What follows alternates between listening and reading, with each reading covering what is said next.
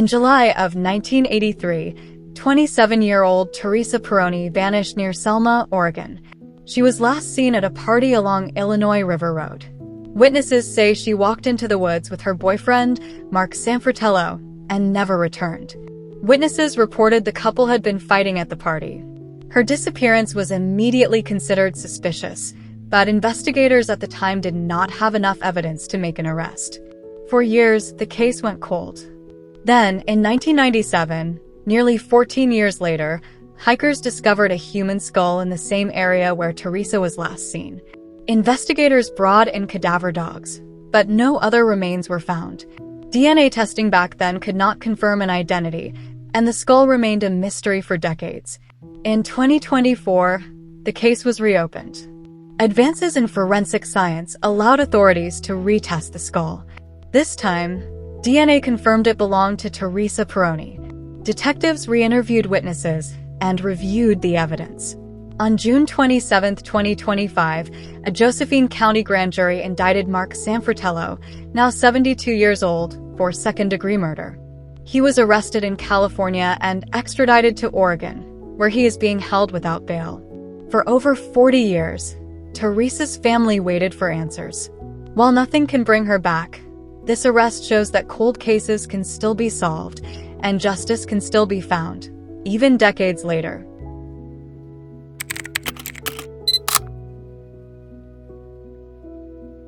Zelma Anderson was a 53-year-old hairdresser and cosmetologist, born June 24, 1929. She had a large family of 6 brothers and 5 sisters. She was also a twin, and her sister's name was Zella Howell. Zelma was reported missing on August 2, 1982 by one of her sisters. Zelma's body was discovered on December 23, 5 months after her disappearance. 2 teenagers had stumbled across her body. Her body was lying at the base of a high-wall abandoned strip mine. She was identified by rings she was wearing, a necklace left behind, and dental records. The location of her body was an abandoned strip mine in Orkney, Kentucky at a place called Spewing Camp. Zelma's body was badly decomposed, with several bones scattered around the area. Her body showed she was wearing a pair of cut-off Levi's, a tank top, and bra. A pair of flip-flops were discovered 10 feet from her body. Her tank top was pulled upward and her bra pulled downward, with the straps either being broken or rotted apart. Her cut-off shorts were buttoned but not zipped, and she had no underwear on. Her cause of death was ruled as blunt force trauma. Thoracic trauma by an unknown blunt object, with a heavy gauge while in a position of her lying down. The blunt object was rounded, which means it could have been a boot or a broad-surfaced object that has somewhat rounded edges. She was struck in the throat, crushing her hyoid, which would cause the tissues to swell and lead to possible suffocation. While lying down, another infliction was to her thorax, leading to 6 broken ribs, and was ultimately the cause of death. Rats were found on her body due to gnawing on it. Due to her clothing positions of her bra and unzipped shorts, this showed signs of assault, as well as foreign pubic hair found in her clothing, along with other hair samples. Multiple people stated that Zelma had talked about taking her own life and would allegedly say, "I wonder if it would kill me if I jumped off those cliffs."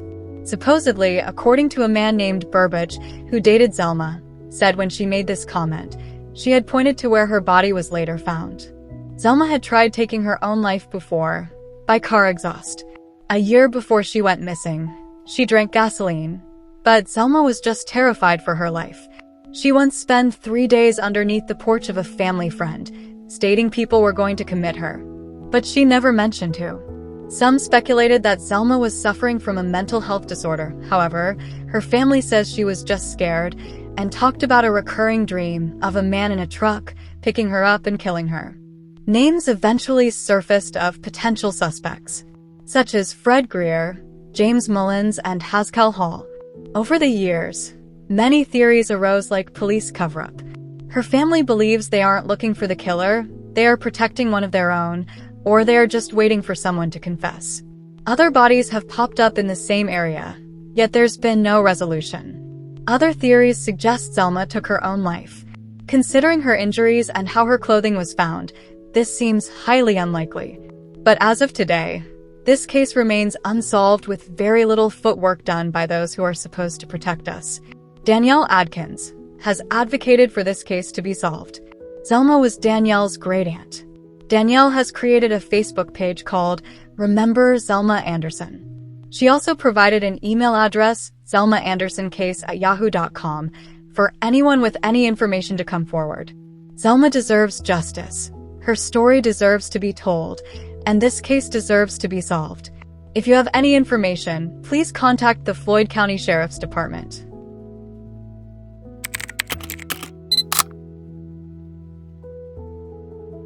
In August of 2019, Jessica Easterly Durning, a 43-year-old woman from New Orleans, vanished under troubling circumstances. On August 12th, Jessica called her best friend Maria in a panic. She said she wanted to leave her home and needed help. Maria couldn't make it that day, and those calls and texts were the last time anyone heard from Jessica. 2 days later, her husband, Justin Durning, reported her missing. Strangely, Jessica's phone ID and keys were all left behind.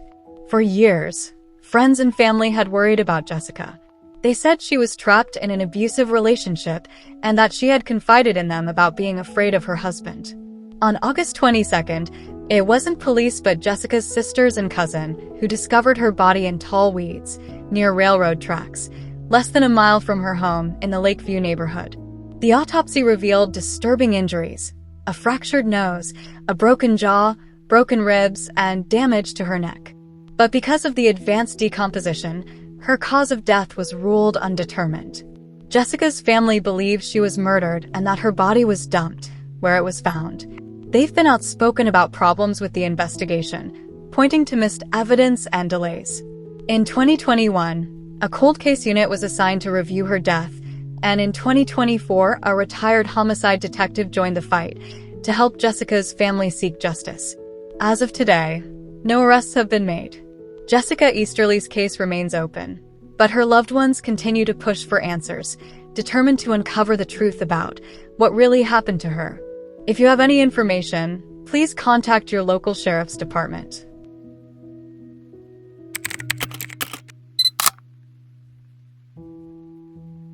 In January of 2013, 21-year-old Elisa Lam, a Canadian college student, checked into the historic Cecil Hotel in downtown Los Angeles.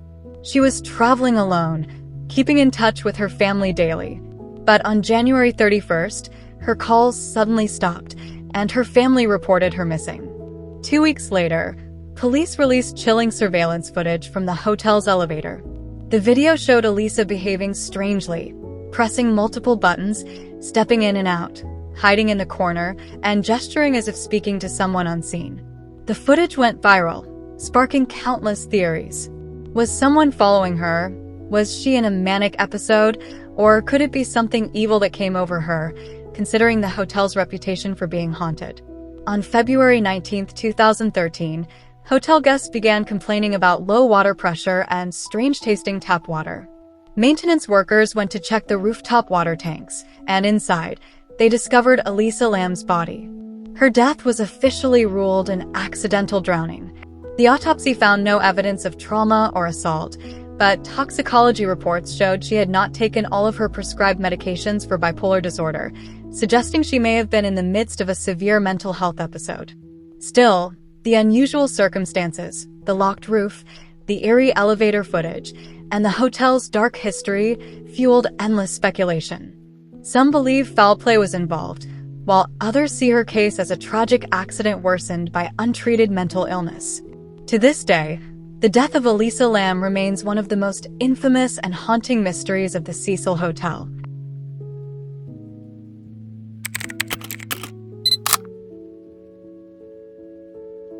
In August 2025, 33-year-old Shayla Cabrera from Lancaster, California, went missing. Just days later, her story would end in tragedy. On August 12th, Shayla was reported missing. The very next day, surveillance footage from her apartment complex showed her husband, Josimar Cabrera Cornejo, dragging a large, wrapped object out of their home. On August 16th, search teams discovered that same object dumped down an embankment in the Angeles National Forest. Inside was Shayla's body. She was pronounced dead at the scene. Investigators quickly focused on her husband. Authorities revealed Shayla had been seeking a divorce, and friends voiced concerns about domestic violence in their relationship. Soon after her disappearance, Josimar fled to Peru with their 3 children. A murder charge was filed, and an extradition warrant was issued. Then, in late August, Josimar surrendered at Interpol headquarters in Lima. He is now in custody, awaiting extradition back to the United States. If convicted, he could face 26 years to life in prison. Shayla Cabrera's story is not only heartbreaking, but also a powerful reminder of the dangers of domestic violence. Her case is still awaiting justice, and her family and friends continue to spread her story and honor her name.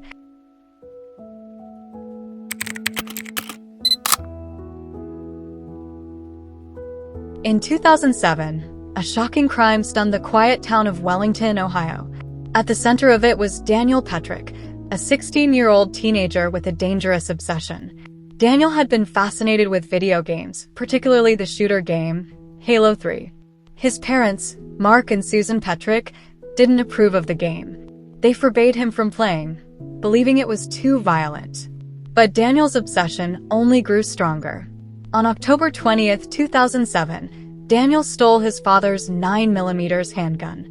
When his parents confronted him about sneaking out to buy Halo 3, he snapped. Daniel entered the living room, raised the gun, and shot both of his parents.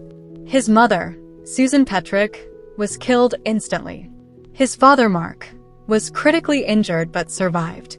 After the shooting, Daniel tried to make the scene look like a murder-suicide by placing the gun in his father's hand. But Mark survived long enough to tell investigators the truth about what happened. Daniel was arrested and later charged with aggravated murder and attempted aggravated murder. During the trial, his defense argued that his youth and obsession with violent video games clouded his judgment. The court, however, saw through this defense. In 2009, Daniel Petrick was found guilty. He was sentenced to 23 years to life in prison. The case sparked national debate about violent video games, teenage psychology, and the responsibility of parents.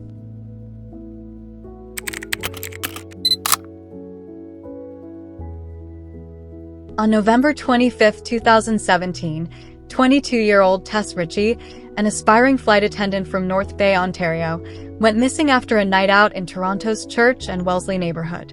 She was last seen leaving a bar with a man named Kalen Schlatter. For days later, Tess's mother found her daughter's body at the bottom of an outdoor stairwell, just steps from where Tess had been seen alive. Initially, police didn't treat her death as suspicious, but an autopsy revealed she had been strangled. Surveillance footage showed Tess and Schlatter entering the alley together. Schlatter was arrested in February 2018 and charged with second-degree murder. Later, the charge was upgraded to first-degree murder after new evidence emerged. In March 2020, Schlatter was found guilty of first-degree murder and sentenced to life in prison with no chance of parole for 25 years. The case led to public outcry over police handling of missing persons cases. 2 officers were charged with misconduct for not properly investigating Tess's disappearance, though the charges were later withdrawn in 2024 after they accepted responsibility and agreed to contribute to police training. Tess Ritchie's story is a heartbreaking reminder of how a night out can turn tragic and how important it is to be vigilant and support each other.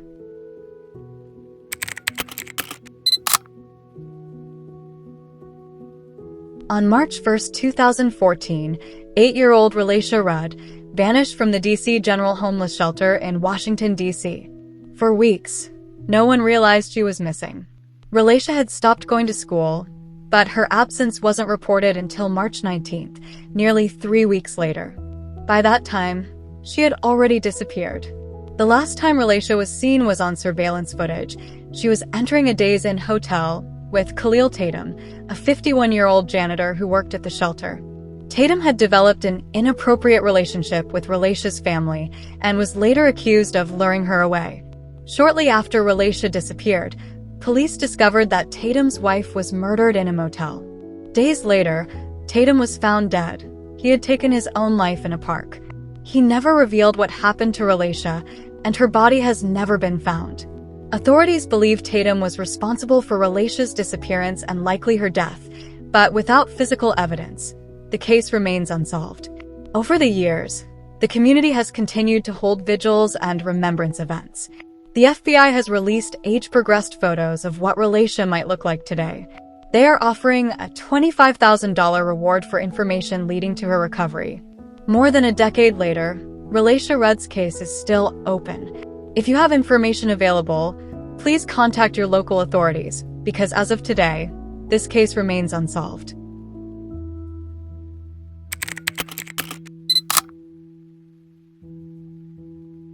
In 1981, 9-year-old Taj Narbonne lived in Leominster, Massachusetts. He lived with his mother, Annette Dean, and his stepfather, Clarence Dean. One cold February night, Taj vanished from his bed. He took only his slippers with him, leaving behind the clothes his mother had set out, and by morning, he vanished.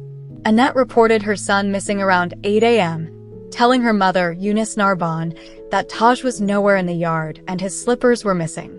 A search of the area turned up no trace of him. Eunice later revealed that Taj had called her the night before, saying he was afraid and asking her to come get him. She told him to try and sleep instead. Taj's home life was troubled.